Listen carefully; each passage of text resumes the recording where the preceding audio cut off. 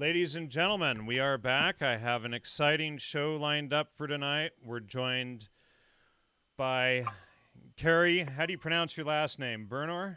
Burnor, yes. And, well, Keri has an exciting story to tell us today. And, Keri, I've been reading over your website and your history and your case. And you are a former Catholic nun. Exactly. And how did you decide, well, this is obviously a long process and a lot to unwrap here over the next hour, but how did you become an ex-nun? Well, that was a process. It was a process to become a nun. And so basically, I converted from being brought up quasi-Protestant, but not necessarily in any faith.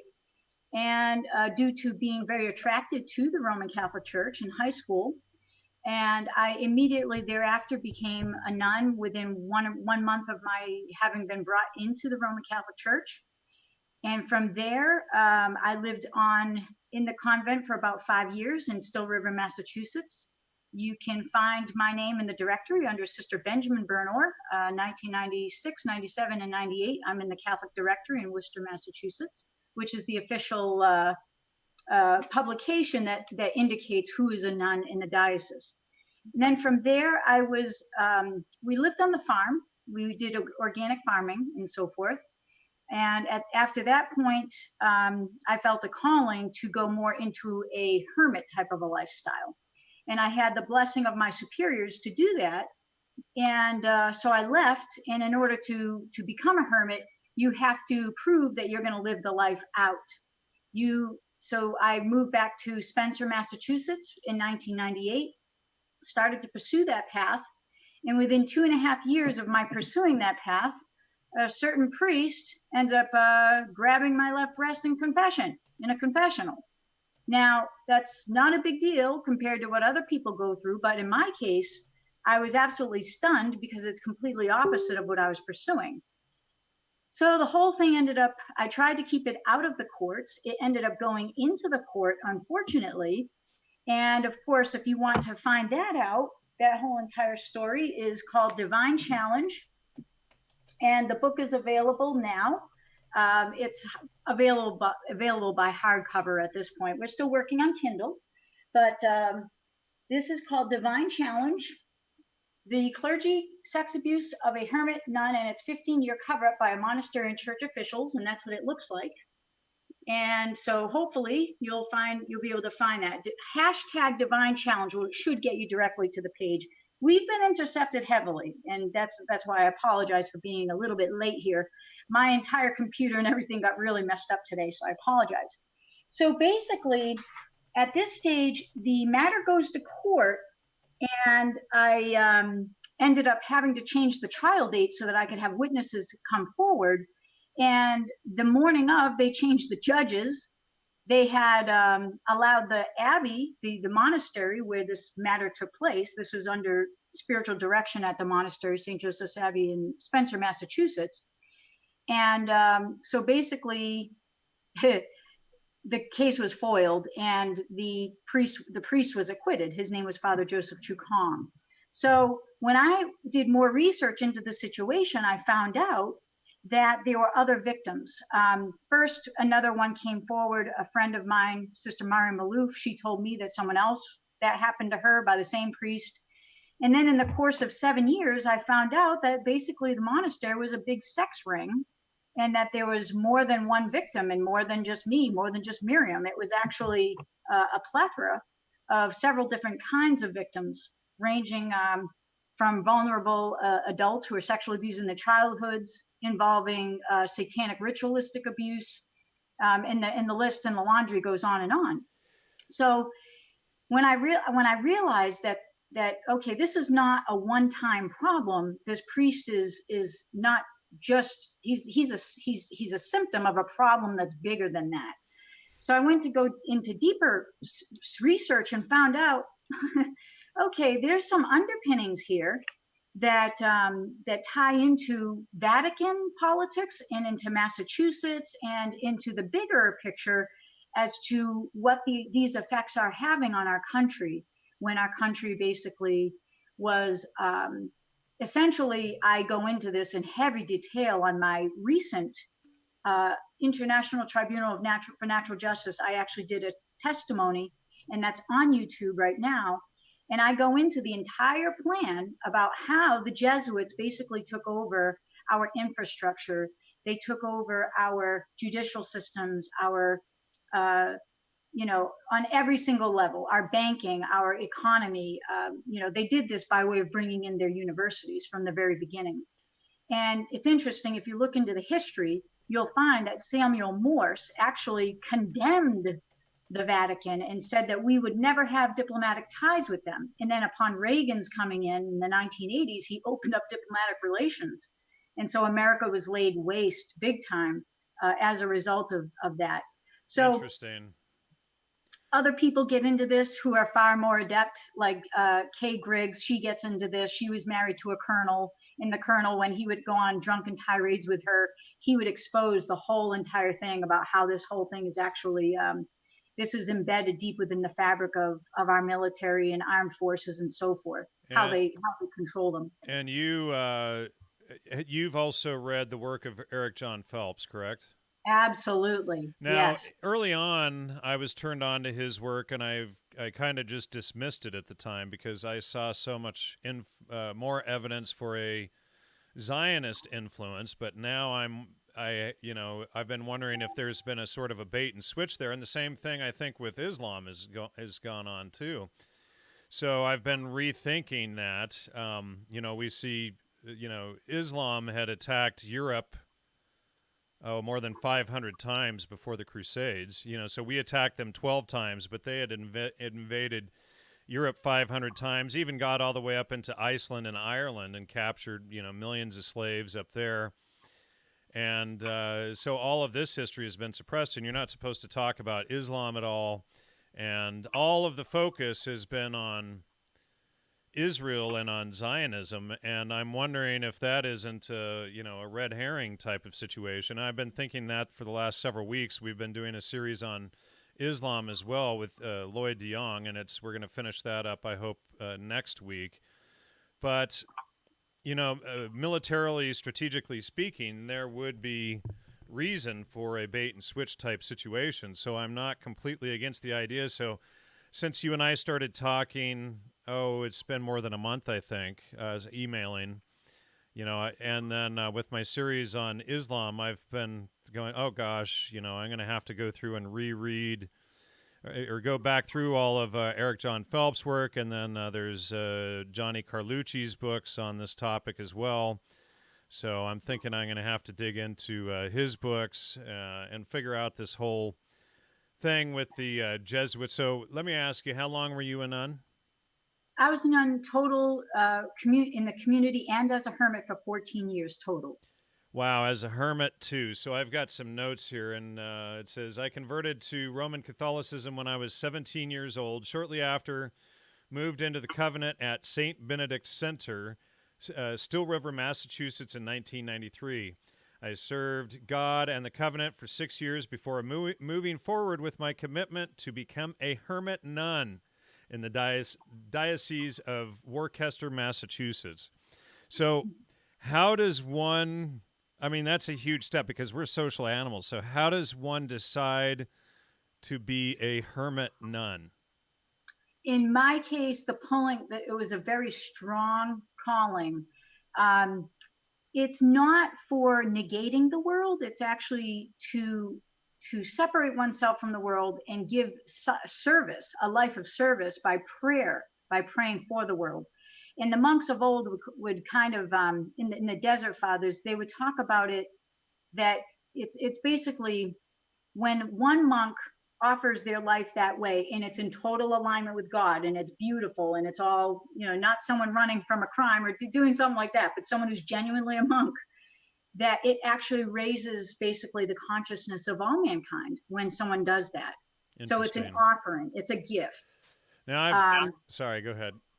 No. And so because my story is so intense, I'm just giving big broad strokes, especially if we're only going to cover this in an hour. So Basically, we can go extra if you need, by the way. okay, good. Okay. So basically, at this stage in the game, I ended up realizing that the newspaper wanted, I picked up files from the DA's office that they were suppressing for 8 months. And when I received the files, I basically said to the clerk, I said, do you know why you were told not to give me these files? And she said, no. And I said, do you want me to show you? So I opened up the files wherein, prior to my having gone to court in this criminal court case against the priest that grabbed my chest, um, basically the monastery admitted that this was a pattern, that this did in fact happen, and that this did happen to the woman that I mentioned earlier, this woman named Miriam, who I later found out about. And so the district attorney's office was doing everything they could to not allow me to have that documentation, because they were afraid that I would go into a civil suit and actually be able to win, because in a civil suit, you prove 51%, you're good to go.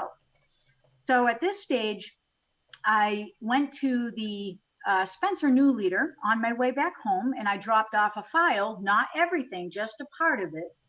And they called me when I got home on my landline. I didn't have a cell phone back then. And the gentleman, when I met with him face to face, his name is David Dorr from the Spencer New Leader, wonderful person. He basically said, did you speak with anyone within the first 20 minutes of our having arranged this meeting together? And I said, I had to wait about an hour and a half for everybody to get home, like my sister. He said, well, I just want to caution you to not use your phone. Your phone is tapped. I received a phone call from St. Joseph's Abbey threatening to kill me if I publish your story.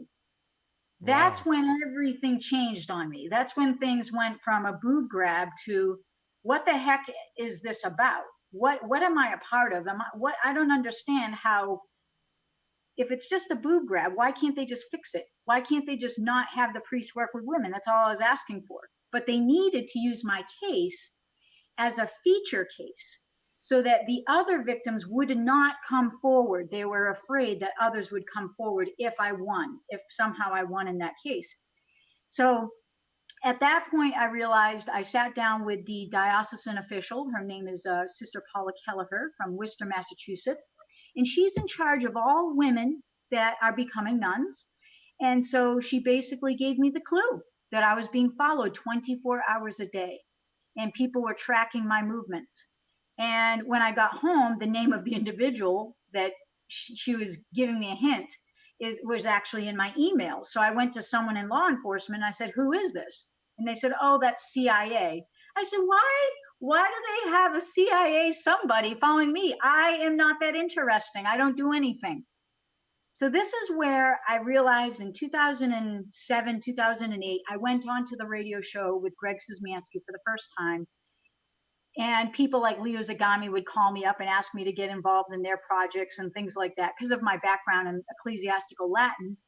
And that's when the picture started coming together. I had access to people with clearances now because Leo's security team, many of them were in the Department of Defense and so forth. So I had the privilege of being connected. And I would have many, many conversations. And that's where this topic about the Jesuits came up. And so now I'm concerned. It's 2008.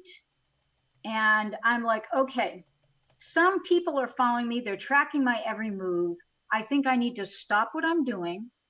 Don't do any more radio shows. Don't stir the pot. And let's see if I can just leave here and go mind my business somewhere else. And that's what I did. I moved to Texas. And I thought I was minding my business quite well. I started to study private law and got involved, and it was very successful. I ended up helping some people very powerfully through different, let's just say, unconventional means. And that's when in 2012, I believe it was March or April, bad with chronology, but it's all in my books. Just so you have a sense of what we're dealing with in terms of data, this entire case this is only part of it, okay? This is only part of it. This book right here is only part of my case, okay? This whole entire file. And so there's a lot going on here. So I'm in Texas Just want to make sure you're still here. Yep, Okay, I'm here. excellent. And Just listening. I'm like, Well, what? most guests, you got to keep them going, but you just keep moving right along. So we're just flowing right through it. Great. Excellent. Perfect. So basically, now I've got the FBI who want to sit down and talk with me. And I'm like, I want to be hospitable. I want to be open minded and see if I can be of help to them. The hilarious part is I was expecting to receive a phone call from someone from the Thomas Kincaid Gallery because I ordered a painting for a friend of mine. And FedEx, I thought they were the ones calling me, and I was in the ladies' room. Well, I go to pick up the phone, and it's not FedEx, it's the FBI. And I'm like thinking to myself, oh no, I always have recorders on me 90%, 99.999% of the time. I have a recorder on me because I've always had to collect information and data. And so I go to reach down to get my briefcase to get the recorder, and I proceed to ask the agent, what is this? What is this in regards to? And they say they want to know more about a friend of mine or something. And I was like, okay. I said, okay, I'm more than happy to assist. And I said, is Keri Burnor under any form of investigation by the FBI? Yes or no? No, no, no, no, no. Which I already knew that I was. Not for a bad thing, not for a crime, but I found that out later. But it's unnerving. So especially when you're on the toilet and you're trying to reach for your recorder and the toilet flushes. And I'm like, this isn't good. This is really bad. And I started laughing, and I said, well, I guess you know where my office is. And they were trying not to laugh. I could tell he was trying to be very professional on the phone. And so I basically invited him to go to the Staybridge Suites that day. I think it was at 2:00. And I said, I'll see you at 2:00. We sit down. And here's the question they asked me, which really was unnerving. I mean, they were very cordial. They didn't flash their badges. They were very kind people. But after an hour of discussion, toward the end of it, they were asking, do you believe the Pope owns us all through the collateralization of our birth certificates? And I had two witnesses. I had a friend with me there. And I'm like, I am not fixing to answer any of that. Because first of all, that's above his pay grade. Second of all, I'm not getting into it. I don't want them to know what I know. So I basically said, something like, well, whatever's on Facebook, I'm not responsible for what's out there on the internet, except for what I post and what I do. And so I changed the subject. It's called Confess and Avoid. And later I found out they wanted to hire me as a CHS or a CI.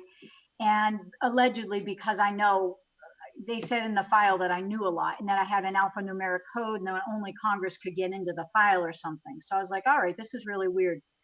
So things like that were happening to me. And I had contacts all over the world, and they were reporting to me about what was going on.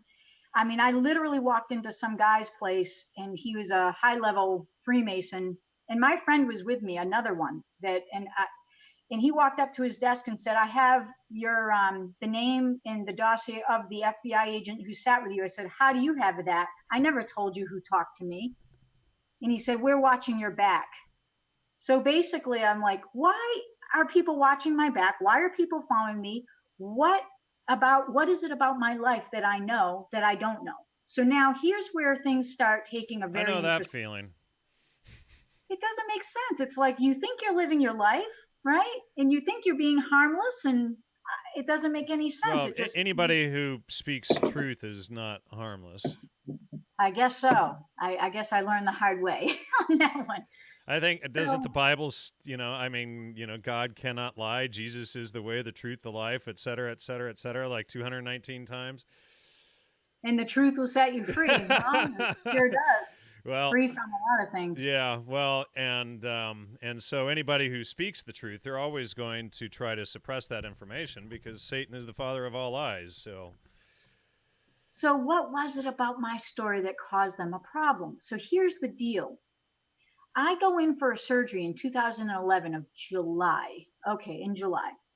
And I had the heebie-jeebies about it. So I had some people with clearance come up and just make sure everything's okay, make sure someone wasn't going to do something to me under surgery. So I came out of the surgery and I thought everything was fine, but I started having these, the itchy, episodes. And I blamed the hospital. I said, you guys have bed bugs or something. Give me some cream. And it was nothing of the sort. So time moved on, 5 weeks later, and I'm still scratching like nothing, and those creams weren't working. And I'm like, I just took pictures, and I would keep a journal because I didn't know what it was, and the only thing I could do is just take down data. So a year back in 2012 of November, I started feeling like something's really wrong. Well, before we go there, I wanted to get into some of your case material first. Do you mind? Okay, go ahead. Well, I wanted to ask you, so we've already gone into hermetism. Yeah. I wanted to ask you more about your case and what happened to you and this Reverend Joseph Chukong. Okay. I just kind of want to flush out as much of this case as we can, because what I'd like to really get toward is what is clearly a rampant problem within the Catholic Church. And, most people think Catholic priest is synonymous with or a pedophile, right? So, and you automatically know that. So,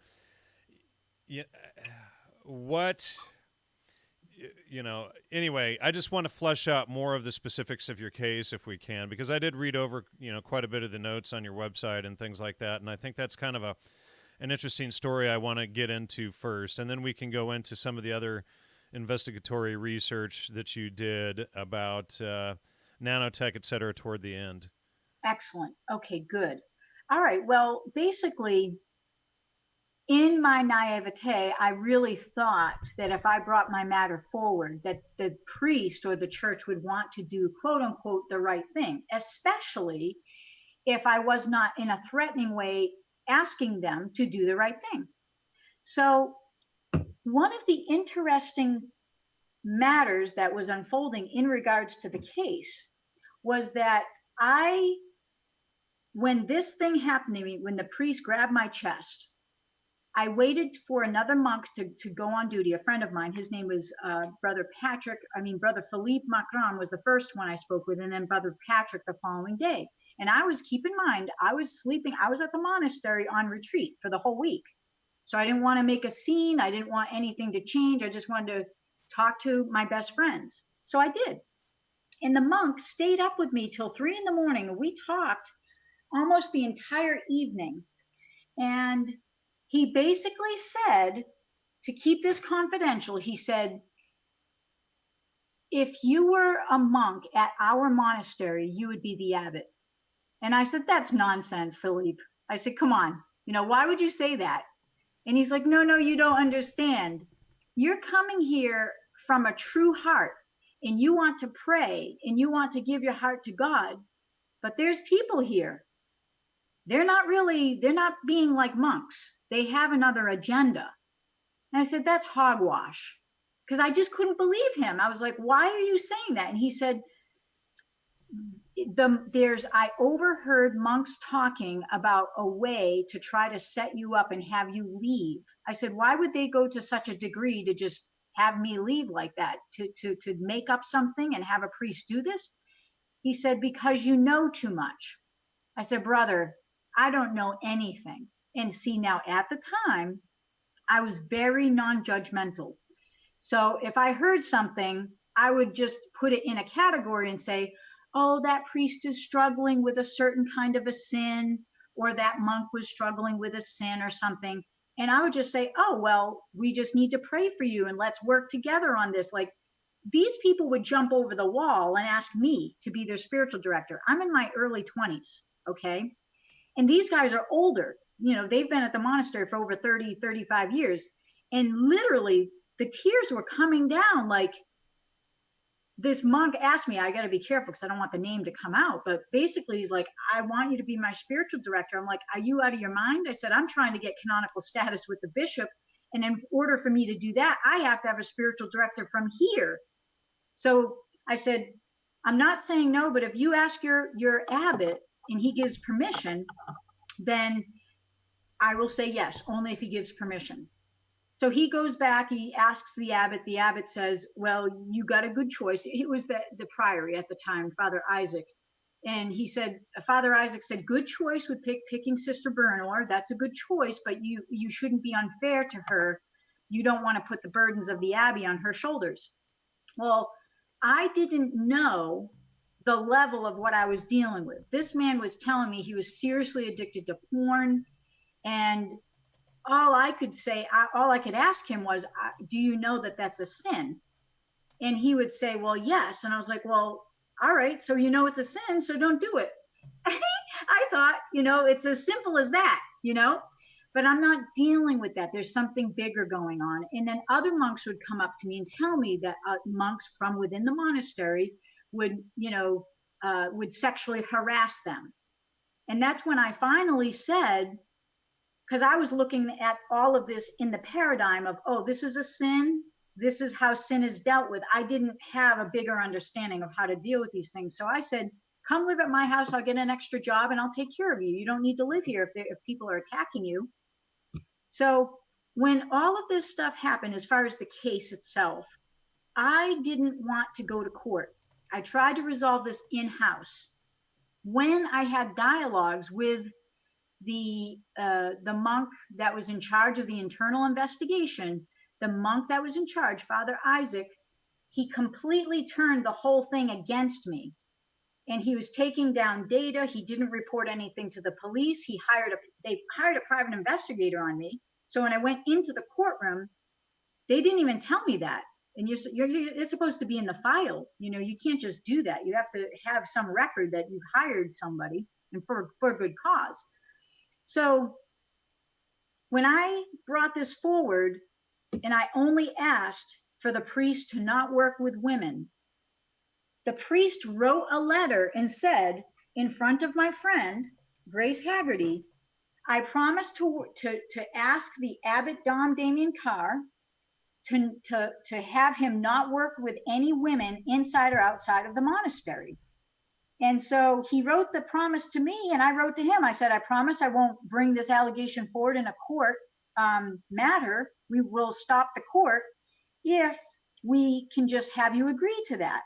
And so in the trial, the monk priest said, basically, I only agreed to ask my superior. I didn't agree not to work with women. You see how that tricky that gets?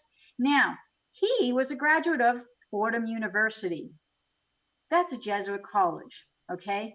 So this is a total Jesuit way of dealing with things. And again, all these details you can find in my book, but I'm going to see if I can actually find the letter where he handwrites out the agreement.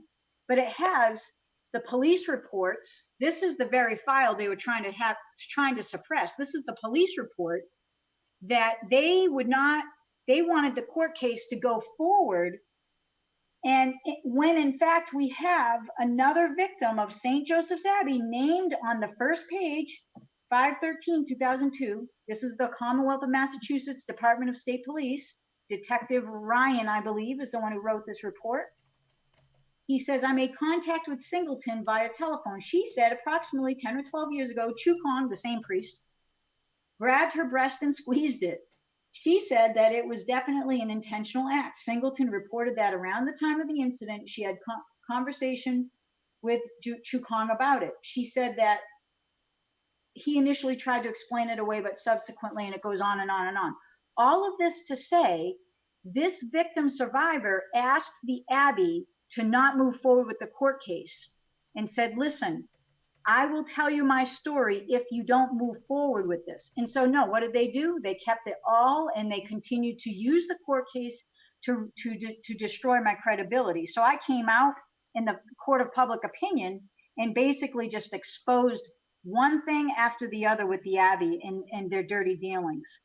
Here's the letter that Father Joseph Chu Kong wrote to me, promising me he'll ask his superiors to no longer work with women inside or outside of the monastery. And I believe in his heart that this priest really did want to do the right thing, but his superiors were the ones that were using this to try to destroy my credibility. So That's an interesting. So all that information you're going to see relating to the case is all. This book goes up to the year 2008. So I've got to write a book from now, or edit it more exactly, from this point from 2008 to the present, because it gets more and more interesting. So did that fill in any gaps, or do you need anything else to kind of Yeah, well, net? that's definitely where I wanted to go. So let's see. And on your website, you say, I was abused by a monastic priest around the context of the sacrament and confession. Mm-hmm. Although there was an an indecent assault and battery that took place, my experience of how the abuse devastated me was when I brought the allegations forward to the ecclesiastical authorities. So that's what you're discussing here. And then, let's see, what I thought was a spiritual gang rape, excuse me, what I went through was a spiritual gang rape. And, you know, this is the pattern that I see that they do with anyone who is trying to expose anything. They go through this whole thing. In fact, perpetrators, you know, it's like this Cartman triangle. You have victim, perpetrator, and I forget the other one now. I'd have to pull it up. But so what they'll do is they'll vacillate. Let me pull that up here so that I can show people Cartman drama triangle, and they'll vacillate between the victim and the rescuer, pretending that you are in need of rescue and that they are the victim of your assaults, not not them being the persecutor. And I see this constantly with the trolls and with all of this stuff, you know. So here's what I'll just show that on screen there. That's what the triangle looks like. And so they never want to be in the perpetrator position. They always want to play either the victim or the rescuer. Oh, Keri, oh, Jan, you've lost your marbles. You know, we have to bring you back to the fold. We have to get you back in line. How could you say such terrible things against us? And then, you know, so what they have to do at all costs is avoid exposing themselves as the perpetrator. And so, you know, this is what I see constantly against my work with the trolls out there who do this stuff, you know, relentlessly to me. And, you know, in the things that I've uncovered over the years. And I've seen it on all sorts of levels, through low level, like high school dropout trolls, to Harvard professors, literally, to former people under the employ of the White House, and, you know, people that were apparently Jesuit trained, etc. I've seen all levels of this stuff, so I get what you're talking about. And then you say, I characterize it as an institutional abuse by those who promised to be spiritual guardians to me. The betrayal shook the very foundations of my faith and all that I knew of God and the church. And, you know, here's the thing with so many Catholics, as they go through and they have these bad experiences, and then all of Christendom gets blamed for the actions of the Christian church. And that's really the most terrible thing of all, you know, and I see that so much. And then it says, the betrayal, let me see, would be called into question, although my faith in the institution has diminished over time. It has become more solid in God himself. And thanks for those of you who are donating through the website. Obviously, my primary channel is shut down, and I can no longer have super chats because I went on InfoWars last month and told the truth. So, again, you know, more punishment for telling the truth. This is the retribution. And then meanwhile, they're allowed. These people are allowed to have the same person that I interviewed with, Alex Jones, on their show and not get banned. But I got banned for my live feed was shut down for 3 months for telling kids not to do drugs. Wow. And, you know, I'd like to talk to you off the air as well when we have time one of these days. But so going on here, you say, let me see. I thought that my having served the church for over a decade and experiencing expressing to the church authorities that I did not wish to bring my allegations into the legal forum, while reiterating that I was not interested in a monetary settlement, that they would do the right thing. Soon I became aware that they were not operating on a spiritually wholesome level, but plainly a demonic one. And that's just it. It's like the secret combinations and the backroom, backhanded stuff. I mean, when you understand Christ, it's all about living in truth and doing the utmost to be in truth all the time and follow what is true.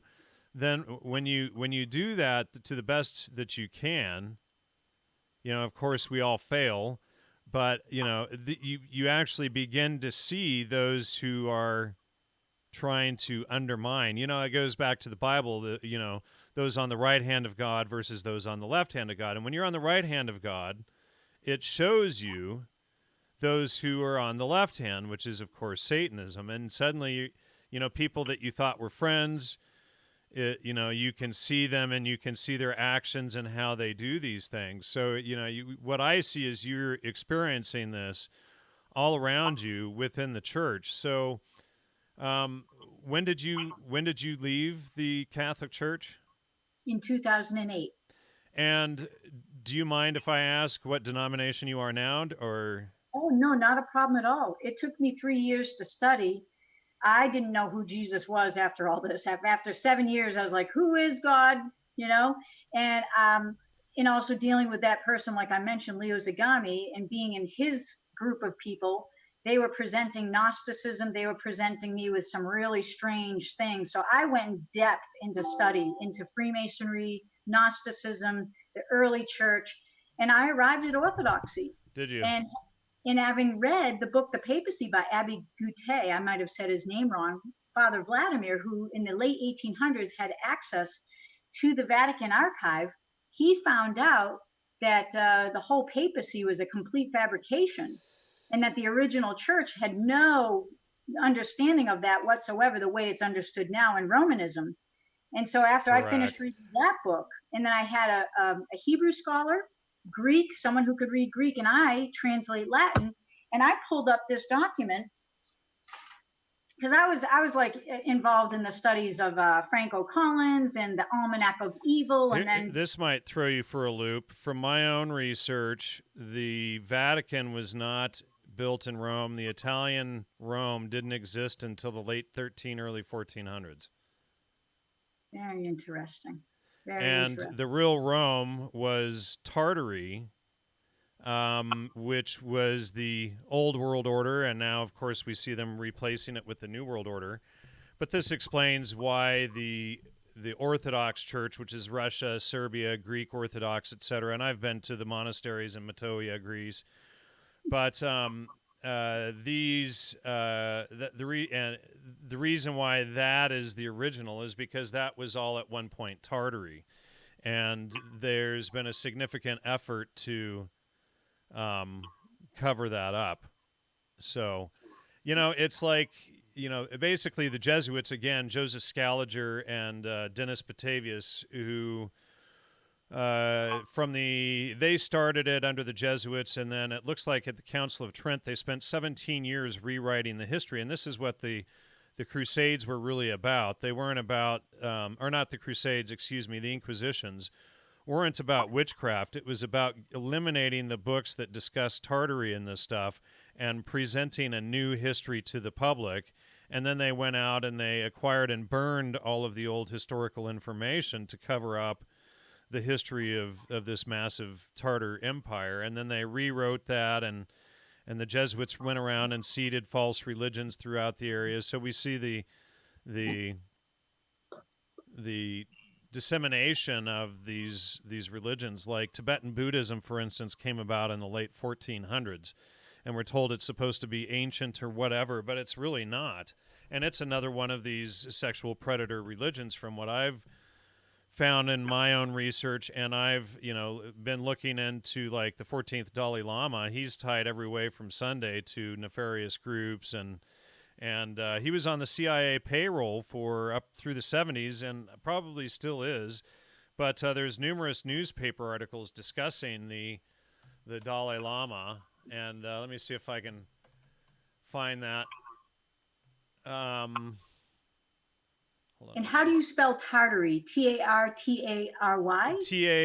Tary, correct, or Tarie, and it's a and since we started looking in on it, there's been a lot of groups coming out exposing more about it. But I'm just showing on the screen here the 14th Dalai Lama, and in the notes here on the side, people can find newspaper articles and et cetera that he was on the CIA's payroll for many years, and he's involved, and he's a Marxist, but claims that he's against Chinese Marxism. He's heavily influenced by the Club of Budapest, and let's see, he was part of the Hermetic Order of the Golden Dawn. I have him marked as one of the top evil villains in my database, but Interesting. tied to a lot of nefarious people. The Naropa Institute, I have them tied to pedophilia in general. But anyway, let me get that out of the way. No, that's interesting because that's the Cistercians are actually had him. I think it was at trying to think of the name of the monastery. I think he was a guest speaker at Gethsemane. I think it was in Kentucky. I'm not And there's yeah. an actual article with the Dalai Lama going there and talking about this was under the time of Thomas Merton when he would go around and do his talks on centering prayer and all that. So that's an interesting tie that we have with the very same spiritual tradition that the monastery where I was sexually abused at is the same monastic tradition where they would actually have these ecumenical gatherings. And to me, that's all a front. The ecumenical gatherings are used for basically the public face to be able to think that this is interfaith faith dialogue when it's really about the planning for the subjugation of that country, which they're targeting. Well, So in my 20s, I was married to a Serbian woman, and every summer, and people like to spin wild conspiracies out of this but every summer I would go and I would live in Serbia, and this was during the war, so a lot of times we would have to fly into Budapest and take a car all the way into Belgrade, this kind of stuff. But when I lived there, I spent a lot of time mostly just reading because it was pretty boring. We didn't really have a lot of money to go places and do stuff, so we just sat around the house. Every year I would literally take a suitcase of books with me to read. And I would hear these stories of Constantinople was originally called Zargrad or Zarigrad, which meant the king's city, and that it was the capital of the kingdom of Serbia, which was the largest country in the world at the time. And when I heard this, I thought it was so absurd. And now in hindsight, I know that they were talking about Tartary. And the Tartar Empire not only stretched from Constantinople and up, it appears that the original Rome, was Constantinople, Alexandria, and Moscow. And it appears what happened, and it's really hard to flesh out because so much of the history beyond 400 years has been distorted and twisted. But it appears that the Black Plagues that swept Europe and wiped out upwards of 70 million Europeans were done intentionally to destroy this Tartar Empire and the original Rome so that they could impose this fake Vatican, that didn't come about until, in Italy, like I said, until the late early 1400s. So, and there was a division. There's one researcher in Russia who says that two brothers diverged and one created the Catholic Church or whatever, and I don't remember the exact details of it. I'll have to go back through his work and study up on that. But I find that, that the Catholic Church is, in fact, a false or an inverted church, And and the first thing that should tell you this, I think, what is it? Timothy, the book of Timothy tells you that the priests are supposed to be true fathers so that they're invested in the community through their children. And so the first cue is that, wait a second, none of the priests in the Catholic Church have children, so they're not actually invested. So then it becomes a refuge for predatory people. Hmm. And and so rather than being invested in the community, they're preying on the community. And then when you start to understand this, I came down to a few churches when I was looking at them, but it became apparent to me that the Catholic Church wasn't one of them, and it became apparent that the Orthodox Church was. And so just right away, though, the tip off of Catholic priests not having any children is a big red flag. And then you see scandal after scandal because of that. And then, of course, they're not married, whereas in the Orthodox Church, they're allowed to be married, they're allowed to be parents, etc. And That's so, right. so clearly, the Bible itself lays this out. And then you have the issue of, you have the Orthodox Bible, and then they have, like, just in the Old Testament, what is there? I think 12 chapters removed. Then you have, Daniel is not the last chapter of the Old Testament. It's pushed back 12. So you have all these 12 things going on with them pushing it back 12 chapters, removing 12 chapters compared to the Protestant Bible like the KJV, and all this weird stuff going on. So I started picking up on that. And then you start reading like Susanna and the Dragon and this sort of stuff, and it's like, wait, I understand why they took that out. But anyway, I'm kind of digressing here a little bit. I wanted to get into some of these. One of the most interesting things I found on your website that you were discussing was the crimen solus. You want to? Thank Solicitationes. you. Thanks for the save. The crime of solicitation. So that's a document that Father Doyle, Thomas Doyle, he was a canon lawyer who is the connected into the Vatican ambassadorship from America to the Vatican. And he actually came across a lot of the sexual abuse that was going on. And he said, we're running into a problem, and this could be a huge epidemic if we don't fix it. So he would present this to subsequent popes. And of course, prior to the 2000 and the Boston cases breaking loose in 2002. So he was a canon lawyer. He came across this document, crime of solicitation, which was, I think, signed in 1963, stamped by a Cardinal Ottaviani. And from what I understand, I believe he was a high-ranking Freemason. And therein in the document, it's Latin, but if you have it translated, there's a part of it that talks about where priests are trained in the seminary. These are the norms that priests receive when they were learning at the time in the 1960s and 70s, what to do if a child would bring forward a matter regarding a priest in confession, having been abused by a priest or something.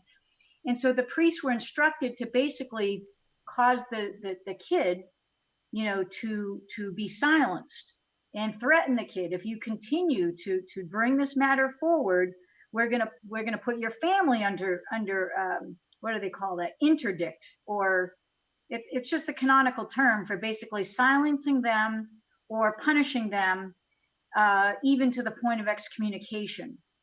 So this document obviously is what I used in order to procure my resignation when I met with the official from the Diocese of Worcester. And I asked Sister Paula, I said, have you ever read this document? And her face dropped. And I just said, I can't be a part of this church anymore. I can't do it because in good conscience, this is completely opposite of the gospel of Christ. This has nothing to do with what Christ is like. No, let the little children come to me. This is not the way Christ would ever handle a situation like this. And she said, this is what she said. She said, the church is a system that's set up to fail us.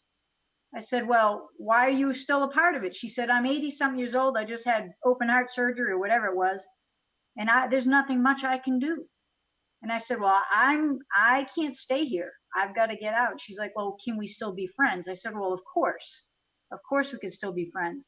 But it's interesting that meeting was generated after I went on the Greg Szymanski's Arctic Beacon show, and I exposed name by name of the Freemasons, who they were, the bishop, former Bishop McManus. We used to call him McAnus. And we grief. basically say, okay, Aren't you supposed to be a nun? I'm supposed to be, but in this moment I'm enjoying myself.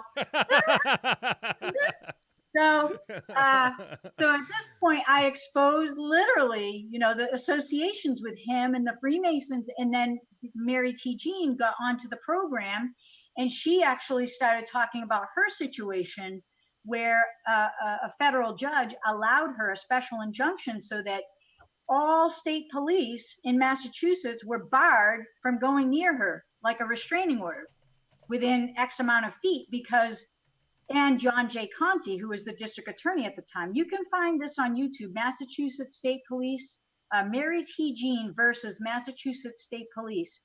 And when I went to that federal court and saw that judge sign the order, basically giving her protected status, essentially in her own way, from the state police, then I realized there was something much more going on. Mary T. Jean was the one who headed the WorcesterVoice.com, and she was the one supporting the victims of clergy sexual abuse in the Diocese of Worcester. So this is how I knew that Vatican was playing a big part in Massachusetts state politics.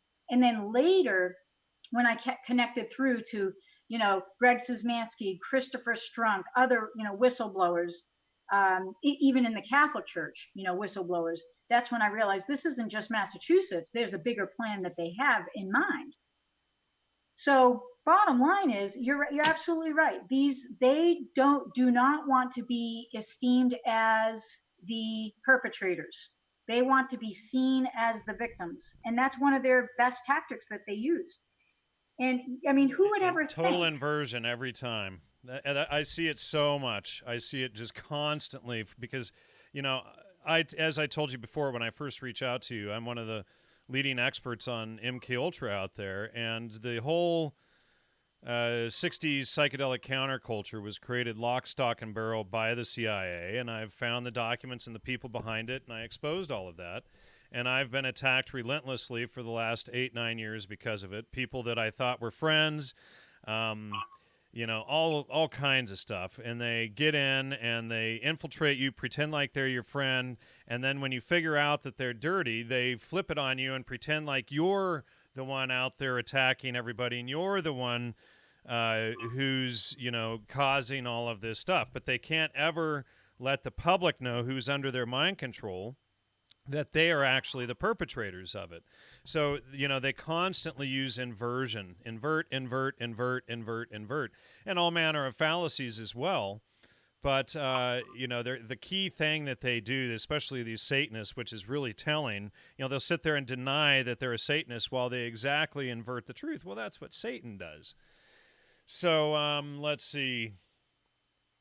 Let's get into, you have the Vatican has no child protection policy. Yes, the Dallas norms back in 2000, and I don't know, it was 2002 or what, but these the National Council, the National Bishops Council, or Council for Bishops, or whatever it is, the NCCB, they came together and they were going to come up with a program in order to protect children. And when you read the program closely, Mary Jean and I flipped out. We couldn't believe it, because it's like, what is it? 3 strikes and you're out.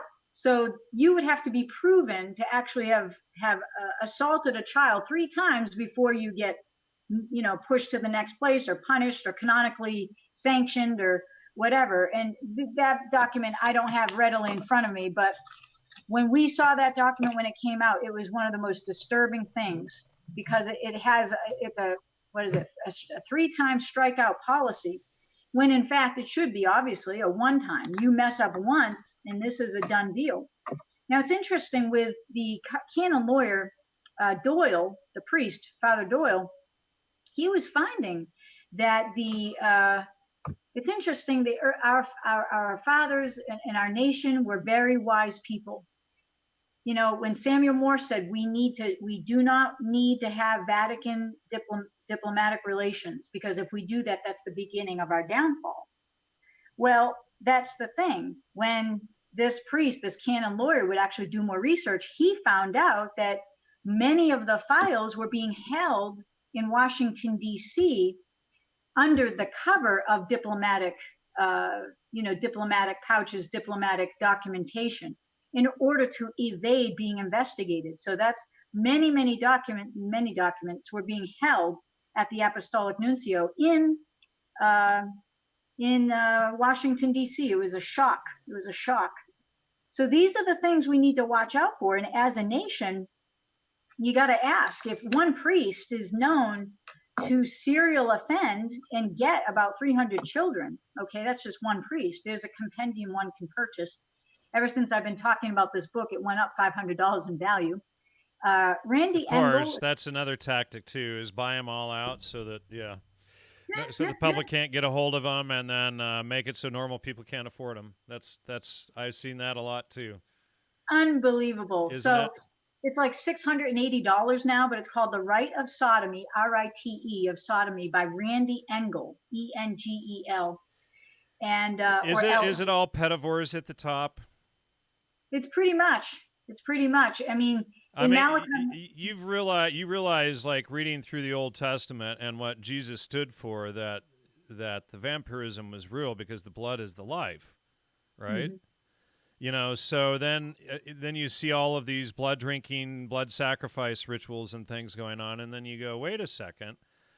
Doesn't the Bible warn, I think, at least 19 times not to drink the blood because the blood is the life? And then you have Satanists who are going to go, I know, let's drink the blood, right?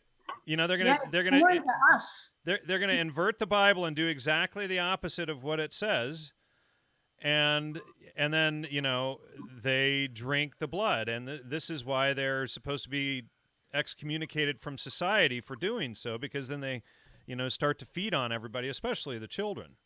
The ambrosia, and this is why Jesus died for the sins of this, saying, do this in remembrance of me. Stop the blood rituals and the blood sacrifices. Follow me, follow me and follow me in truth, in remembrance of that stuff. But that's the old covenant. Don't do that stuff anymore. Yeah, it's a done deal. Christ already did it all. It doesn't need to be redone. It's done. He's poured So out his whole life for us, for eternal life, so we could have the eternal. And so, yeah, that's what shocked me when I heard, when other victims would call me of St. Joseph's Abbey's monk, this particular one, Edward John Mulaney, and they would talk to me about how the priest would ask for from them, from his victims, menstrual blood. This was years ago. This was way back before this stuff was all over the TV now, but in urine and in fluids and all of this stuff. People like me, when I'm hearing this, it just didn't make any sense. You know what I'm saying? Because people who are not thinking in that way can't understand how someone else could think that way. But obviously, it's a slippery slope, and once you go down that road, it's pretty nasty stuff. all right, let's bring it back a little bit. That's always so gruesome a topic. All Yeah. right, so let's see here. You discuss how, okay, the official history is, as we all hear it, is that the Orthodox Church came out of the Catholic Church, when you discuss how the Catholic Church actually came out of the Orthodox Church. Would you talk about that? Definitely. There was underpinnings in Rome that was already unhealthy. And it's interesting, it was foretold back in the year, I think it was 690 or 89 or something like that, under Pope Gregory. I think it was the 5th or the 6th. I have the quotation. But basically, he basically says, when there was a patriarch in Constantinople who was alleging that he was higher than the other bishops in there was a primacy. This Pope Gregory actually said, oh no, that's never been the belief of the early church. The early church has always believed that he who says that they are first among equals, the first, the one with a higher level of authority over the other patriarchates, that he will be the predecessor to the Antichrist. And I have the documentation on that. But that's very powerful, and that comes from the Roman patriarch at the time. I say patriarch because that's when they were all still one.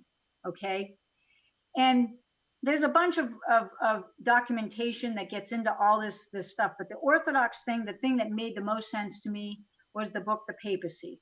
When I read that book, and it's right over there. It's on my shelf. I could go get it and put it in the camera if you'd like. You'd like that? Put in the Sure, camera. yeah. And somebody's asking me which Orthodox Study Bible well, I just said it. The We use the Orthodox Study KJV. Bible, huh? We use the KJV. We're not one of those. We're not Jesuit turned. All right, you want to go deep into the subject? I don't know. Here we go. Well, Well, I like the Orthodox Study Bible because it has so many of the removed chapters that actually the ones I've read are pretty fulfilling. But they actually, for the New Testament, they do use the KJV. So Yep. they just follow the Septuagint for the Old Testament on this one. So somebody was just asking, so I'll just post that one up in there. Okay. And this is the book, The Papacy, by Abbe Goutet. Now it's Guettee, who later became Father Vladimir. He had access to the Vatican archives and realized that the wool was pulled over his eyes. And so, you know, it's very, very powerful information. When he came across it and they realized what he was doing to research this primacy matter regarding St. Peter being the first Pope of Rome, which isn't true, that's when they barred him from being able to go back into the Vatican archive and said, no, you're done. You're finished with your research. We're not giving you access anymore. So that's a very powerful book. When I finished reading that, that's when I called my bishop, meaning the metropolitan. We don't call them bishops. We call them metropolitan. And I said, listen, I'm on my way. There's probably 5 feet of snow, but I'm coming. And he said, well, whenever you get here. I said, I want to be Orthodox. I'm done. I studied for 3 years. This makes the most sense to me, this book right here on that subject matter. Interesting. I'll have to talk to you about that more later. Wow, we're already past the hour.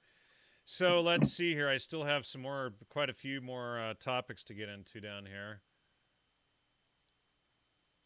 The Roman Church invested with demons. That's a whole other topic. People have to understand what demons are, and I'm not sure if people are ready to understand that. A lot of times when you mention demons, people just start scoffing at the idea, but, demons can manifest in a number of different ways. Let's see here. Monks sexually abused at St. Joseph's Abbey. What's that about? That's what we covered a little bit earlier, where Okay. they would jump over the wall and just tell me they were being attacked against their will, of course. Okay, now here's something that I wanted to bring up. Every priest in the Roman Catholic Church takes a vow of loyalty to the Pope of Rome, who is a foreign potentate and has a recognized position of authority at the UN. So they're not, so what this is doing is they're taking their vow of loyalty to the Pope in Rome and not to the United States. Absolutely. Okay, Yeah, that makes a whole lot of sense. So people should be aware of that, and we see this a lot with Zionists too, with their double citizenship for Israel and the United States, etc. So which one are you loyal to? Exactly. Let's see. We discussed the origins of the Catholic Church. Here we go. Who was J. Peter Grace, and how is he involved in the Sovereign Military Order of Malta? Okay. Now, this is where the big puzzle pieces all start to come together. Why I was specifically being followed, and there was a bigger thing that I didn't know about. Okay. When I was going through what I went through as far as the sexual abuse, I thought, oh, well, it's all out in the courts. What else do they need? Why do they still have to follow me after the court? So there's something more going on. So I ended up talking to Eric Phelps in, I believe it was 2007, and we continued to talk throughout the years. And I read his book, which you probably have, The Vatican Assassins. I've read some of it, but I need to actually, now I'm going to have to go back down and really go back and really read it. I just sort of skimmed it, and it must have been more than a decade ago when I first came across his work. And, I was looking at so much information, so much evidence of Zionism being in that position that I just looked at his work and was like, he's doing a bait and switch. So now I'm thinking that I fell for the bait and switch. I'm not sure yet. I still have to look at all the evidence, though, Yeah, they might be dovetailing together, but I'm going to read parts of that book to give you some insight Okay. into where J. Peter Grace fits into this whole dynamic with St. Joseph Savvy.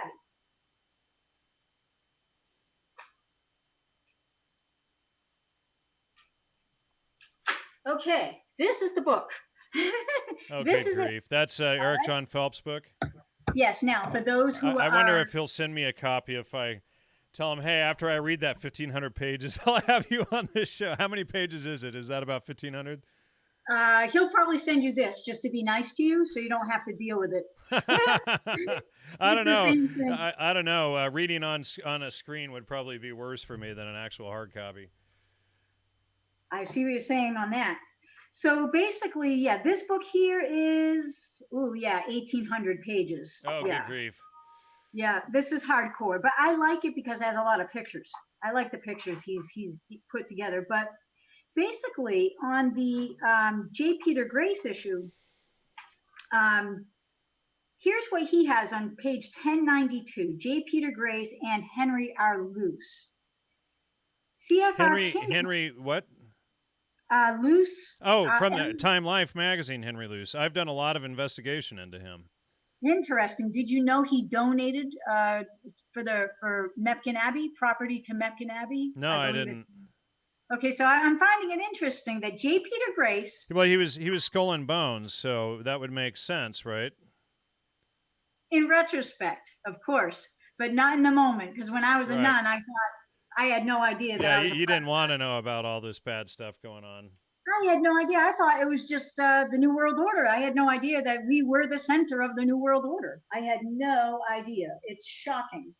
Yeah, and I've been seeing a lot of things about that too coming up recently about in fact, maybe one of my notes was off of your page here and I may have missed it, but let's see. So, J. Peter Grace, they took their eyes off of Christ in 1054 and embraced the Antichrist as the vicar of Christ. Exactly. Excellent. I'm glad you found that. And I apologize because normally I would be more prepared, but I didn't know we were going to go down these rabbit trails. Oh, sorry. I have lots of rabbit holes in my yard. Good. It's fun. It's fun that way. So J. Peter Grace, he's commemorated on the altar at St. Joseph's Abbey. He is one of the main founders of the monastery. And he's donated the funds to build the abbey back in the 1950s. So what I have here is a picture of the altar where his name is inscribed and he is commemorated. And this is to the glory of God Most High, in honor of the Blessed Virgin Mother of God, Mary, the founder of our order of sweet memory, founder of our abbey, Joseph Peter Grace, and his wife, Mary Margaret. So that's the altar where his name is inscribed. So when I went to the St. Joseph's Abbey, I actually found there was somebody that was walking with me and pointed to his grave and said, oh, this man named J. Peter Grace is buried up at St. Joseph's Abbey, and he's in his own little area. He's not buried with everybody else.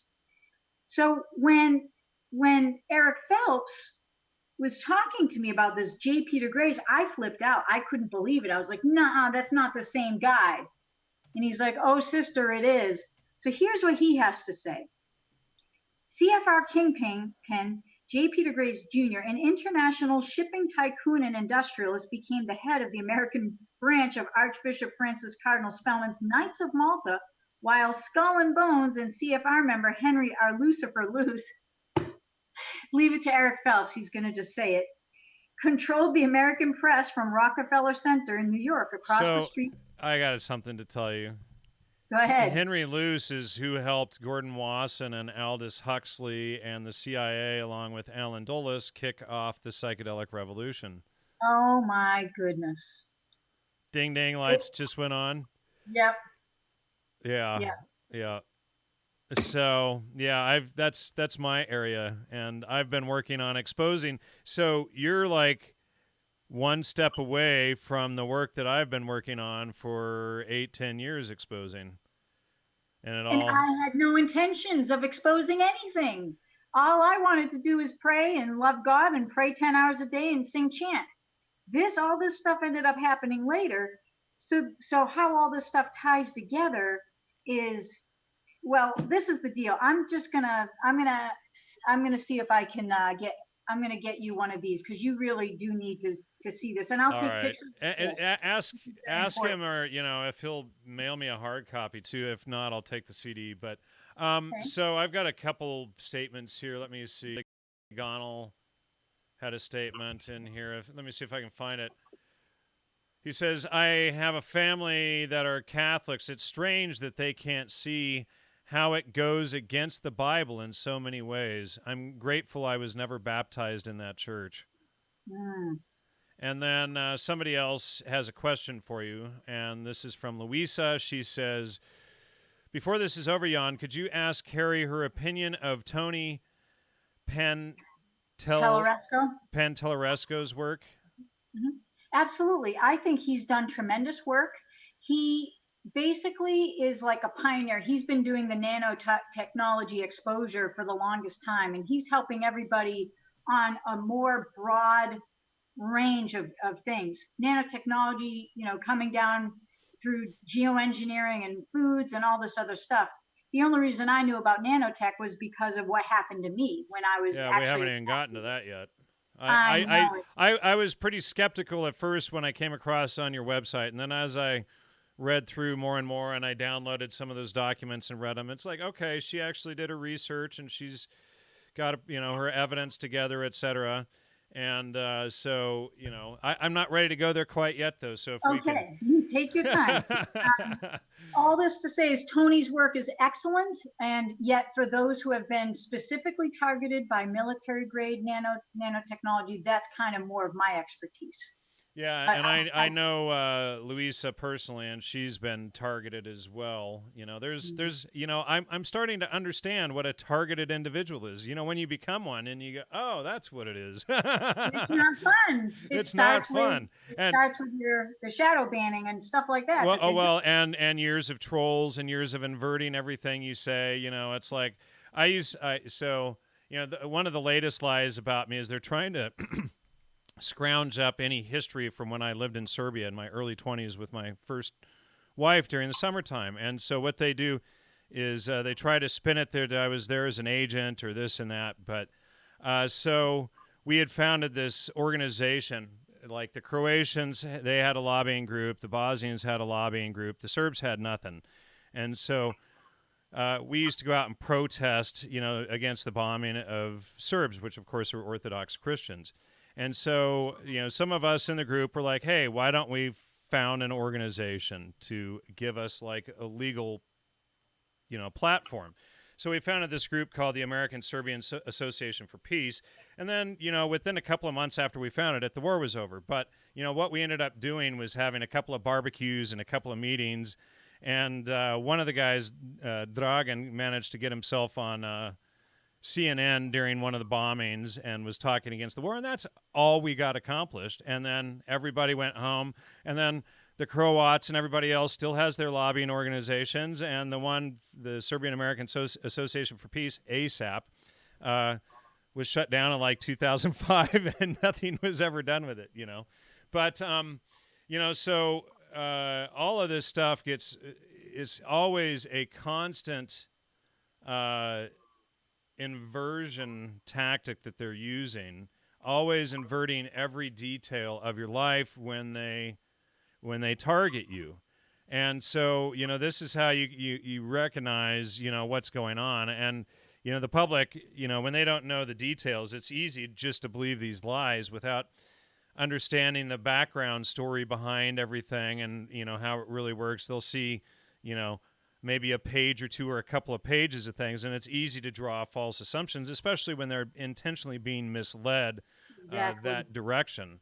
Um, and you have to follow Christ. You have to put truth first. How many times does the Bible say that, folks?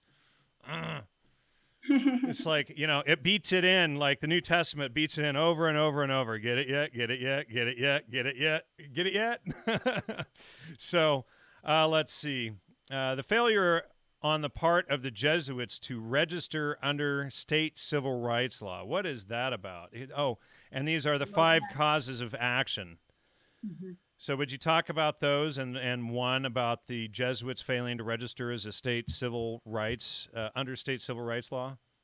Well, that's the thing. The Logan Act is kind of like esteemed as it's kind of like an old law, but I think there should be a resurgence for it. And I think you're alluding to Christopher Strunk's to his court case, to his case against the Jesuits. I think this was in Kings County, if I'm correct. And so basically, Christopher goes courageously against the Jesuits and brings this matter forward and says, listen, we have laws on the books. And because you are, as you've established earlier, Jan, is that these guys, when they come here to our country, their first allegiance is to the papacy. And the papacy's, the Pope is not just some guy that prays. He literally is a king. He's a king of Rome. Well, he's not a king. He's the emperor of Rome. And all they did was I don't know if you're aware that the Dark Ages were faked. That's a whole other thing that they put there to cover up the creation of the Vatican and all of that in the 1400s. And they wanted everybody to think that Europeans were just dumb morons for 1,000 years and couldn't figure out all this old architecture that was just sitting there, and just boop, boop, all of a sudden one day they woke up again. But the joke is in the title, Dark Age. It's like black hole, dark age, And since you're no longer a nun now, we can just go for a little bit raunchy. The black hole and the Big Bang. It's a raunchy joke, I got it. I did the McVenis on you, so I was deserving of that. So here's the deal. This is the complaint that I think you guys were alluding to, and this is the United States District Court, District of Columbia. And this is the verified complaint with the petition, Christopher Earl Strunk. And it basically goes into, Christopher complaining that the Jesuits should be registering under the Logan Act. The Logan Act is still on the books, and it should be enforced. So bottom line is the reason I say king instead of emperor is because that's the title that's still engraved on the chair in Rome. It actually says King of Rome, but it's true that he's acting like an emperor, basically. So yeah, I wrote an article about that, and you might have already seen it somewhere. And it basically is Burnor or Sister Burnor counterpoint to the Catholic Church. And I get all into what the Logan Act is, where you can find it in the Code of Federal Regulations, and basically, the essence of it is to protect our nation's interests from these other foreign interests, namely that of the Jesuits. All right, and I'm just going to go back and cover these other 5 causes of action. So we talked about the failure of the Jesuits to register under state civil rights law. Number 2, New York province of the Society of Jesuits, Jesus' spiritual practice to eliminate individual faith and hope by actions to molest the innocent and sacrifice heretics to Holocaust. 3, failure to register under the Logan Act, like you just said. 4, violation of the Proxmire Anti-Genocide Act. And 5, violation of the international treaties. And then you go on to, or it's on your website, either that or it's citing the other person. Download the Exhibits B on page 31 for a picture. Yeah, anyway. The picture is of the layout of the concentration camps, and that the layout of the concentration camps are in the configuration of a pentagram. Oh. And so that's an important picture. I was pulling that up, but I didn't know how far in depth you wanted to go on that. But Christopher Strunk, he's just tremendous, a tremendous wealth of information, especially about the Jesuits. Eric Phelps also I'm finding the American intelligence media is also really getting good on that The stuff. American intelligence media. That's really Yeah, good. AIM. American Yeah. intelligence media. Yeah, and it's becoming blatantly obvious at this point. I call the CIA the Central Entertainment Agency, because it's just clear that, oh wow, it's just clear that everybody involved in the mainstream media is on the CIA's payroll. Once you've studied this stuff long enough, you see the patterns, and it's like, okay, when I say everyone is dirty, and that's what I see in general for most of alt media as well. And I just put out a show recently about how they co-opt alt media people, and everybody thinks, oh well, how can Jan or these people say that everybody in alt media or everybody in the MSM are dirty? They would report that. No, they're on the payroll to say, what they're supposed to say, and if you say what they're supposed to say, the large donations, et cetera, will continue to come in, and you don't have to be like me begging for donations from the audience. So everyone, please, support the show. I'm going to put the donation link back up in the chat there. So. And it's down there in the comments or in the show notes too. But yeah, please support the show. And then I'm going to let you go into your discussion of the nanotech and what you suspect was done to you. And, and this is a little bit off topic, but I've covered how they've been promoting wheat and grains to keep everybody sick too on many levels, and wheat is the number one thing that they're using to keep the population ill right now, and it causes over 40 different diseases. And so you might have one, and you go to the doctor and he gives you a pill for this, or you might have several symptoms, but they're all wheat. And the doctor, when you go to the doctor, he doesn't see wheat as the central cause. He sees 40 different diseases. He might see schizophrenia, eczema, psoriasis, IBS, heart attacks, brain fog, all these kinds of things. There's joint issues and things like that happen, joint pain, arthritis, etc. And all of these actually fall under grains and a low-fat diet.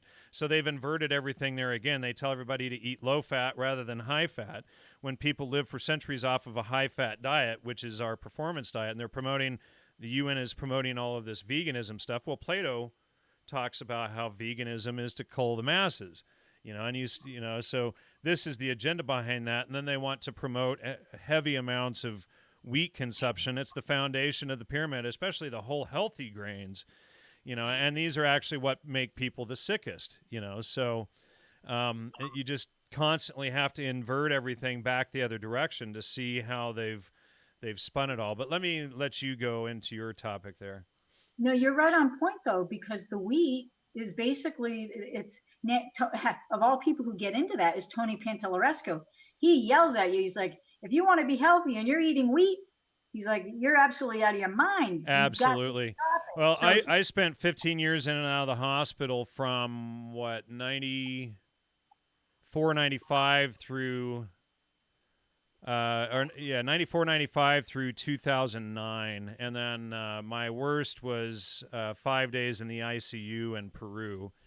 And so it was like 41 times to the emergency room and all this kind of stuff over the years. And it was all due to veganism and wheat consumption. Holy smack, 40 something times. Yeah. Wow. And now I'm off all of the meds. They said I would be dead by 45. They said I would never be able to get off the meds. I walked into the doctor's office one day and I asked him, and he was like, okay, well, we're going to have to switch you off these meds because they're no longer working. We'll give you these other meds. And he almost threw me out of his office because I said, so you think that I have a deficiency in your pills? And he was furious. I'm like, well, I want to get at the root to see what's really causing this, and I just realized there was a bar going across the screen, top of the screen for the whole show. But he was furious and almost threw me out of his office for it, because I just put him on the spot. So you think I'm deficient in these pills? Well, he could have done something other than that to you too. So these are the issues And I'm glad that you're bringing that up because I tell a lot of people you've got to stay away from. You got no corn. You know what Tony Pantallersco lines up for a good diet is absolutely right on target. What you're talking about, the Yeah. high fat. You know, lots of good meat. So go to The farms. ketogenic diet, and I Yeah, constantly pound this home with people, and people like, I even got into somebody last week, oh, that's just a fad to not eat wheat, and it's like, really? Wow. I wouldn't be alive if I eat even like gluten-free bread for 3 days. I'll be down. I'll be. that's it. Oh, Yep, that's it. that's it. And if it goes on for 5 days to a week, I'll be in the hospital. Yeah, So because go ahead. it's nanotechnology. That's the issue. So what I'll do is I'll make this very just broad strokes again because there's a lot of detail here we could get into. But basically, what I experienced and what opened the door for me to have an understanding that nanotechnology existed is when I started to undergo different kinds of symptoms that I couldn't even begin to understand. So in the long and short of it is when I was hearing, having tinnitus, vertigo, dizziness, I couldn't understand. Like I was having symptoms of almost like menopause, but I'm like, wait a minute, I'm too young for that. There's something going on here. I feel like I'm cooking from the inside out. So I called a friend named James Walbert and I said, hey, and I knew of him because of helping my uncle years ago. Okay, so and if anyone wants to go more in depth into my story, I have a YouTube channel, Sister Keri Burnor. You could go there, and I get into a lot of the nitty gritty on this stuff. But in the ITNJ, the testimony is really thorough. So, and it's under oath. But basically, um, I talked to James, and James Walbert said, buy this little device, and let's see if perhaps you have a signal coming from your body to the environment. I said, okay, well, let's do that. So I purchased something off of eBay, and he said, you have some sort of foreign material that's emitting a signal from the ear area and around your, abdominal area. And I said, oh, that's nonsense. And he's like, no, no, no, this is, you have something going on. I said, the only way I'm going to know, because I bought this from eBay, the machine's probably broken, uh, is I have to go to an expert, a TSCM expert, Yeah, I technical. read your report on that on your website.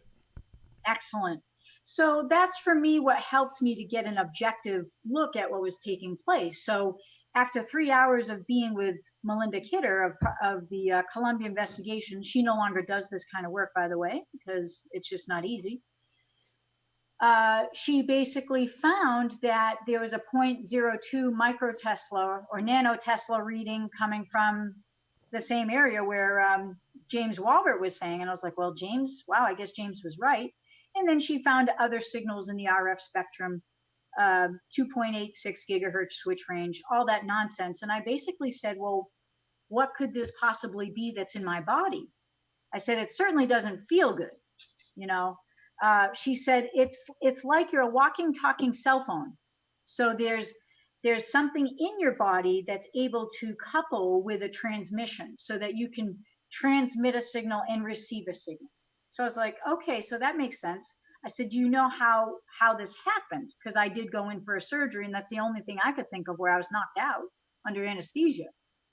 And so she said, let's see if you can get in touch with this woman named Dr. Hildegard Staniger, who's a toxicologist. So I sat down with the woman,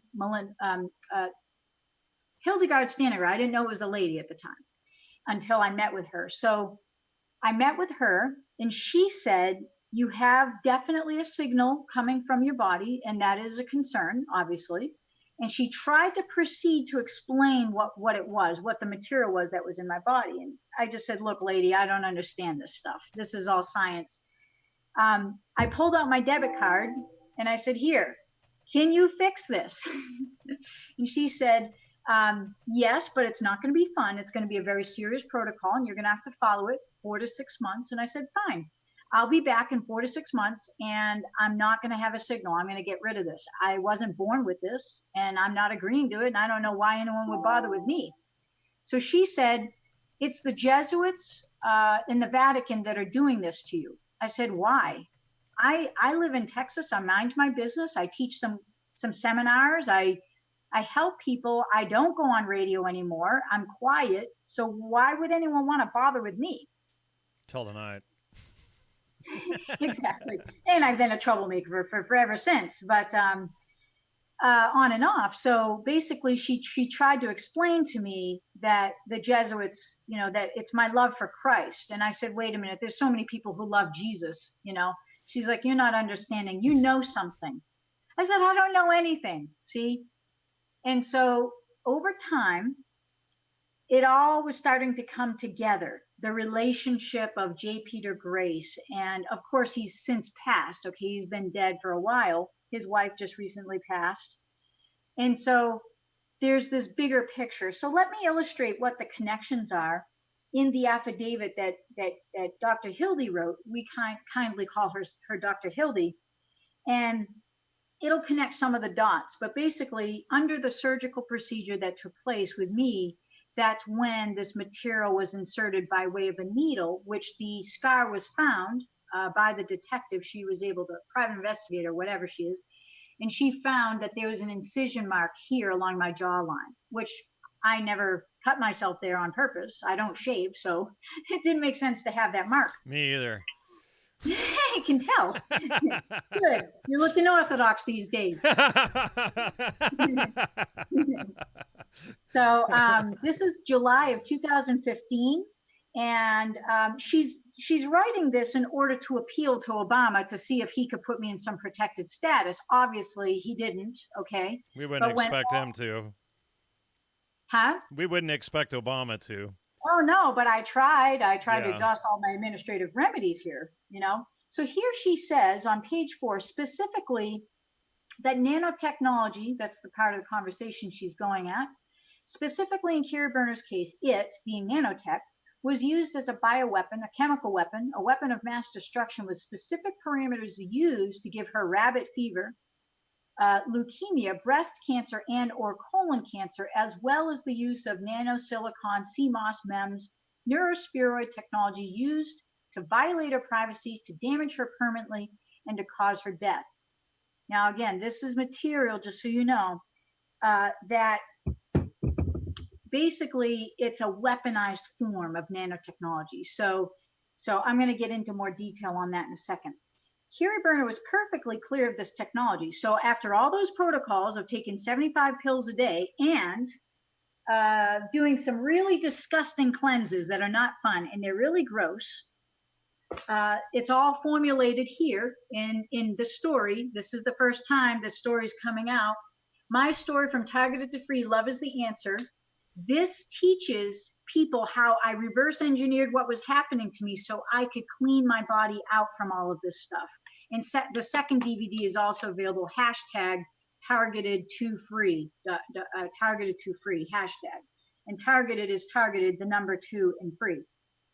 So I was perfectly clear, okay, perfectly clear of this technology, and since recent tests of porphyrins, other tests pending as of the date of this affidavit, has returned to show a presence of specific nanotechnology composed of hexacarboxyls that are specifically used to make porphyrin nanotubes used in hexagonal waveguides, as reported in phase 1. Bottom line, there's stuff in your body, and when it eventually develops over time, the nanotechnology can turn itself into a transmission device and a receiver. Okay, so I'm trying to put this in English so people understand what she's saying. Special request analysis dated June 6, 2015 were reintroduced back into her system. So just so you know, I was free of the technology. There was no longer a signal coming from my body. Then later they attacked me again. And that was altogether 9 physical attempts over a course of 5 years, give or take. She never gave permission for this, that the use of it was for torture, terrorism, and hate crimes reasons against her, due to Keri Burnor's unswerving faith in Christ without adherence to the Catholic faith tenets, recent conversion 2008 to Orthodoxy, a heretical act as defined by the Roman Catholic dogmas, and as a mean of retaliation by those who she witnessed against in a criminal trial in 2003 against a priest of the Cistercian order and the Catholic Church. Here it is. The earmarks of Jesuit attack are also seen in that Fordham University pioneered the use of nanotechnology and is one of the leading authorities on the subject. that according to Keri Burnor's testimony, transcripts of trial case number, etc., Commonwealth versus Joseph Chukon, that both priests who testified against her were graduates, affiliates, or professors at Fordham University.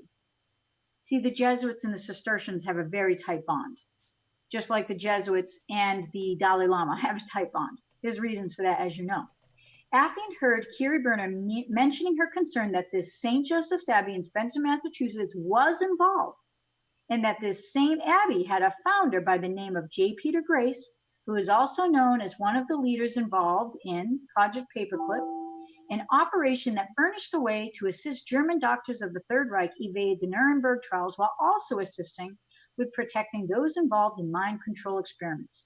German scientists in 1934 developed nanotechnology as microbeads and other related technologies as stated in the book, Nanotechnology, A Gentle Introduction to the Next Big Idea, etc. Copy written in 2003. Affian believes Keri Burnor to be of sound mind and that her concerns are legitimate. Affian has personally seen the Department of Homeland, we call it the Department of Romeland Security, monitoring meetings outside of the building when Keri Burnor was present with Affian Saturday, December 7, 2013.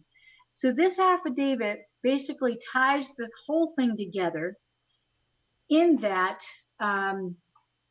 St. Joseph's Abbey's founding with this man named J. Peter Grace obviously ties into this German backdrop, okay? And I'm not saying the German nationalists, but I'm saying this Nazi backdrop. And it makes perfect sense that, okay, they're going to use technology to make me look like I'm nuts. Because who else would ever believe me? There's people in the intelligence community that swore up and down, oh no, nanotechnology is not a weapon, that can't exist as a weapon. We wish it could. And I said, now well, I'm realizing that it's our understanding of what nanotechnology is that's the problem. yeah. So, we have to question that first and foremost. It's like most of these things, what is your forthright understanding of the situation? What do you think when you hear, it's like geoengineering, and it's like, what was it, 2006, I was standing outside and watching 2 or 3 planes flying back and forth, spraying, and I ran inside and I grabbed my camera. I'm like, oh my God, it's real. And it was like, wait, that one just turned and flew back and went back and this way. Uh-oh. Well, if that's happening, I'll run and grab myself some water. Well, let's see. Yep, it looks like we're live again. So it disconnected for a minute there. Sorry, folks. Not sure what happened, but looks like we're broadcasting again. We're just about done here. But, very interesting discussion. I have a lot more I'd like to, discuss with you on the side. Somebody in the chat asks, Louisa asks, do you have information in the targeted to free material about healing wounds caused by removed implants? This actually is, this first DVD gets into how I made the Faraday cave. Let me read you what this is about so you see what's in it. Part 1 of 2, you will learn how I gathered the facts, assessed what was happening to me, and that's specifically with private investigators and so forth, how I shielded myself both physically and spiritually. You'll hear actual testimonies from my team, and we'll have my toolbox of remedies that I used to empower myself, to raise my vibration, and to comfort myself in this fact-gathering stage. My approach is faith-based, yet accommodates a universal audience. Now, what you're asking for is in part 2. If someone's a target, though, they really need to get the first DVD, because if you clean out all your evidence and then you go back to DVD 1 out of sequence, then you're not going to have your evidence for court. So you're going to definitely need to follow through with the specifics here. Part 2 of 2, you will learn the methods that I use to cleanse my body of weaponized military-grade nanotech, how I maintained my healing as described in the doctor's report, having received a total turnaround in results, having no activated signals, how I put together the report that I believe contributed largely to my enjoying a special protected status today. So I put that entire packet that I showed you and sent it through directly to Donald Trump while, this was on his campaign trail. And then when he came into office, I had someone else communicate, and it actually made it to him. And that's why I'm allowed to talk today, because I've been put in a protected status. Otherwise, I would have been probably dead by now. You'll hear from part of my inner core group and how I became a private American citizen, and how you also can attain this status or status like it in your own country by returning to your original status at birth as non-surety and non-enemy. In other words, I'll get into that. You will see evidence that categorizes and marks us all as unwittingly and unknowingly threats to military databases and how to make corrections to that record. I encourage you above all to never forget who you are on this journey to healing and freedom. So this is all together about almost close to 11 and a half to 12 hours. This is 6 hours. This is 6 hours, give or take 5.5 hours. And I just basically release everything about what I did to from the legal reports, from everything that I did to find a way to get out of being targeted. Now I'm still targeted, okay, but I'm not a victim. And if they had their way, they would definitely, continue in their path to continuing to make my life miserable. And they are, just like you, Jan. It ain't right what's going on. Carrie Cassidy just emailed me earlier telling me I tried to click onto your website and it sends me somewhere else. And then I had VLTV tell me your website, your link. My website or your website? Mine. Okay. My website was being jacked with, and so VLTV is angry. They're beside themselves because they're like, wait a minute. So my website had been jacked. Make sure you don't. It sounds like you got a virus on your website. My website had been hacked many times. Let's see, about this time last year, I had to pay, it's like $225 a year to have a firewall on the website, and that's dramatically reduced the problems I've had. I just had to pay it again like a week ago a few days ago to have it renewed. It's pricey, and, you also have some images that aren't showing on your website, so... Interesting. You have some missing image links that show on your website, so you probably want to get that fixed too, but... I would probably, try to put it behind a firewall if you can afford it. Thanks to people who donated for me being able to pay for getting a firewall up. There was a while there where I would get my website clean and put back up, and then, it would get knocked down within 24 hours, 48 hours, and then, so I called. My site's on GoDaddy, probably a terrible host, but at least what most people say, but I'm on the phone with them, and they're going through finding all of the infected pages for me, and spending like several hours on the phone with them, looking for all of the infections and hacks and things that they would use to take down my website, And one year, I was watching all of these hackers streaming out of the dark web, And I started looking up, I found where the servers were, and I would look them up, and they were like Tor servers, for this dark web, and it's like, oh, okay. I think I even have some of the emails saved that I emailed the owner of one of these Tor servers, and he like blasts, I tell him, knock this crap off. What are you guys doing? And what he does is he takes my emails and blasts them out to his whole news list to get more people in on attacking me. Oh my! Unbelievable. And I'm pretty sure I saved all of this guy's emails, but it was just like, wow. All right, Keri, that's probably a good place to stop for tonight. Maybe we can have you back on sometime and do this again, go into other areas of my pleasure. exploration. And great show tonight. I really appreciate your time. You're a very interesting woman, and, you obviously get what's going on. And thank you, everyone, for your support tonight. Please go to logosmedia.com, LOGOS media.com, and that's where you'll find this interview. Please show your support and click the donate, contribute button there. Greatly appreciate everybody's support. I can't do it without you. And anyway, we will see you next week. I believe Lloyd will be on next week to continue with part 6 on Islam, so that will be a great show.